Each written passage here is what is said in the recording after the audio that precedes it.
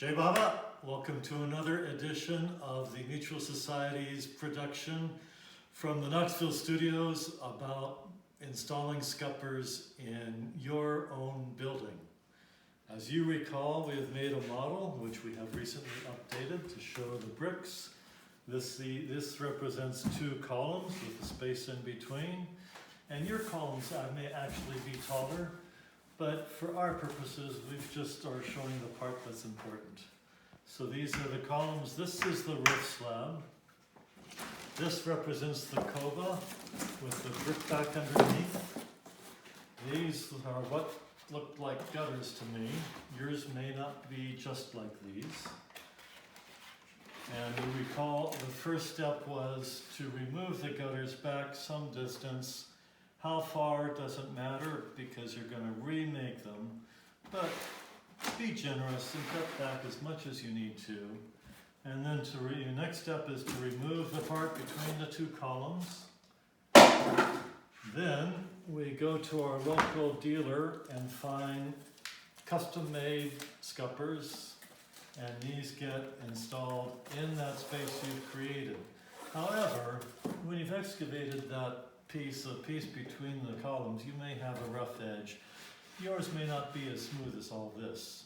So you may prefer to take a little bit of mortar and a smooth trowel and just smooth the edges vertically of the place where you have cut, just to make it easy for the next few steps.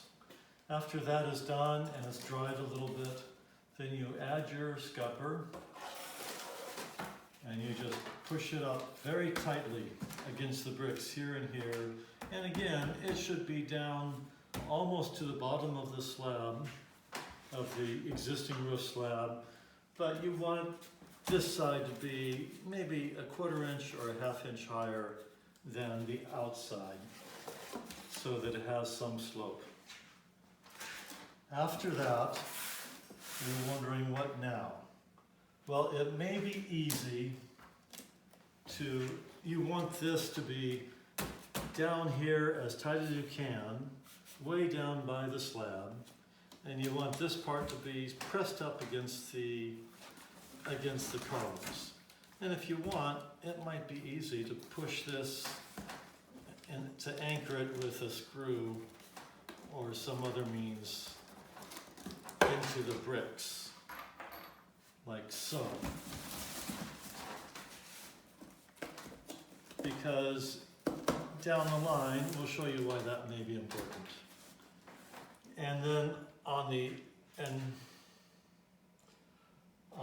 outside, well, then the question becomes, this in here, the tin may be flopping around. Eventually we want to seal with the, what do you call the product?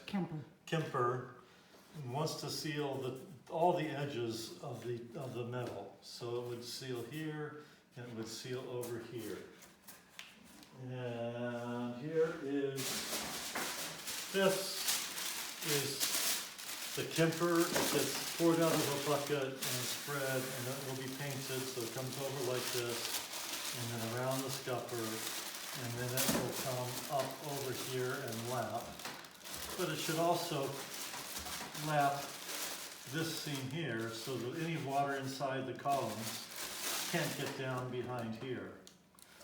So you may want to put some caulking, some silicone caulking in here, and then you have a couple of choices. If you want to have it to keep it nice and straight and smooth, this is option 1. You just take a couple of blocks that you found in your shop, which may or may not look like our shop here. And then you just get some pieces of wood that can be anything you have handy.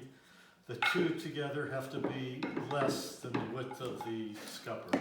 So you just put one piece of wood down here, one piece of wood here, and then you take some wedges like this, and you can stick one piece in here, and one piece in here, and then one person on the outside can push, and one person on the inside can push, and you can see that will press the tin against the plane of this wall very, very tight.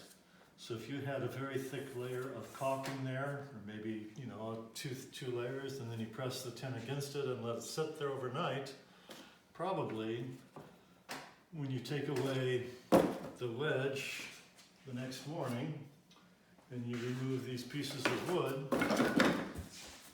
this piece of tin will be sitting, you know, pretty much adhered to this wall, and then when the Kemper is applied over it, it'll be a nice watertight bond.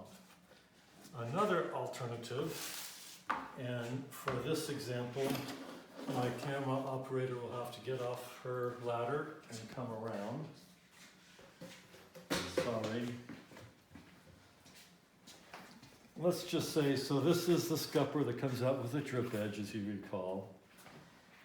And if you want, you could take some pin snips and cut that like that, or maybe cut this like this, and then bend this over, and then you've got something to use. Do the same thing on the outside that you did on the inside, and if you put the screw in like that, this shop is very dusty, by the way, then that will hold the scupper tight against the corner, and then this can be waterproofed, and this whole, the whole edge, if this is bent, we'll do this side too for clarity. Let's just say we could make it look the same as the other side. And we're going to cut it off a little bit just to make it look pretty. And then we fold it over like that against the column, and then we anchor it somehow like this. In your example, it may be just a little bit more difficult to do than that, but you can get the picture. And then that keeps the scupper from coming away from the wall, and that makes it easier for the Kemper people to coat all of this. So that becomes nicely anchored.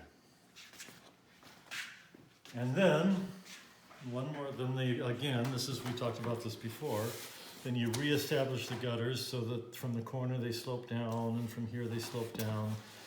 And the gutters have to go over this flashing entirely on the bottom, and they come over this flashing entirely on the sides, and they can even go into the scupper a little bit.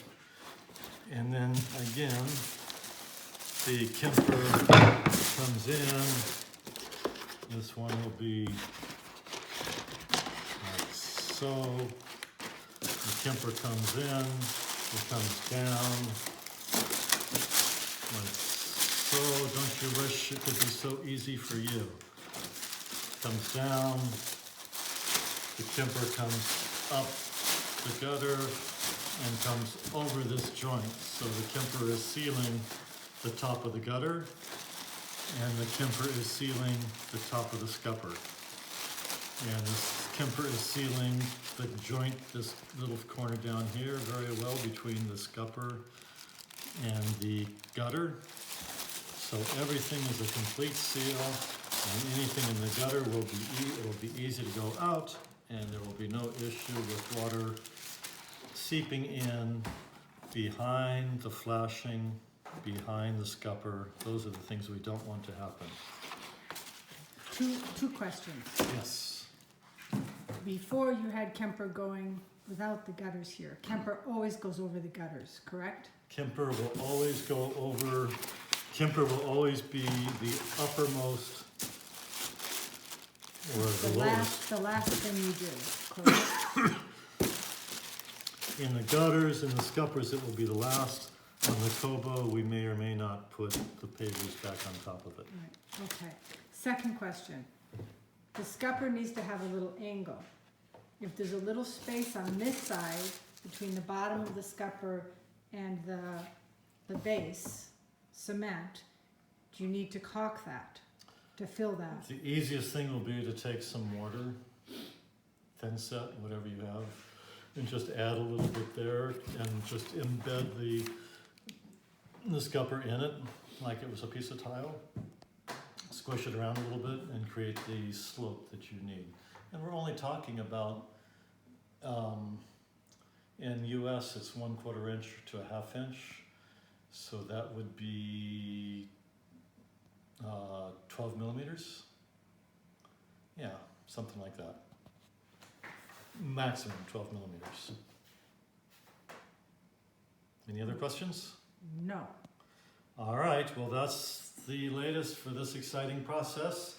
Stay tuned. Next time we'll talk about destruction. Jai Baba.